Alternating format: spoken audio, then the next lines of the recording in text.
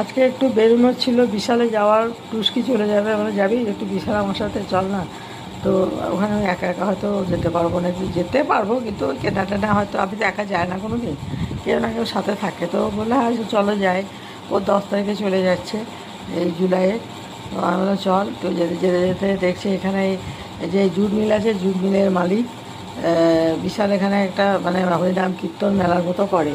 তো ওইটা একটু ভেতরে ঢুকে দেখলাম, সব কিছু বন্ধ হয়ে গেছে। তবে হরিনাম কীর্তন হচ্ছিল, আমি তো মিউট করে দিয়েছি কারণ কপিরাইট পড়ে যাবে, যার জন্য মিউট করে দিয়েছি। তো ওখানে গান বাজনা হচ্ছে, হরিনাম কীর্তন হচ্ছে। এই টুকটাক মেলা হয়তো বসেছিল তখন। আরেকবার আমরা বেরিয়ে এলাম মেলা থেকে, দিয়ে আমরা যাচ্ছি বিশাল যাবো বলে। ওরে বাবা, বেরিয়ে এসে দেখি একটাও টোটোতে বিশাল লাইন। আমরা দরকার নেই লাইনে, চল হাঁটি, হাঁটতে যদি কোনো টোটো পাই বেশি টাকা দিয়ে চলে যাবো। পেলাম না, কেউ গেল না, কারণ ওরা জানে যে রথ।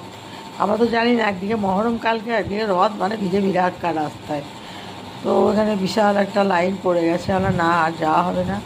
তো এদিক ওদিক তাকাতে তাকাতে দেখছি যে এখানে কে যেন বলল যে একটা মেলা বসেছে। তো আমি তাকিয়ে দেখলাম, হ্যাঁ সত্যি তো একটা রথের মেলা বসেছে, চল তাহলে যাই রথের মেলায় দেখি।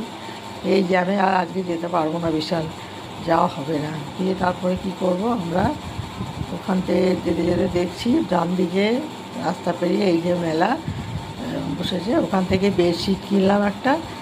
আর ঘুরে ঘুরে দেখলাম, কিছু কিনিনি মেলাতে সেরকম, একটা বেডশিট নিলাম, দরকার ছিল যেটা, ওটা নিয়ে আমরা বেরিয়ে পড়লাম। বেশ অনেক জিনিস এসছে, ছোট্ট মেলাটা, খুব একটা বড় মেলা নয়, ছোটোর মধ্যে। বেরিয়েছে দেখি একটা রথ, তাই বললাম টানবো রে একটু রথটা, বলে না পারবে না তুমি টানতে, বিশাল ভিড়। দিয়ে আমি আর গেলাম না। দিয়ে আমরা একটু ঘুরে ফিরে এসে চলে এলাম এতে বিশালে।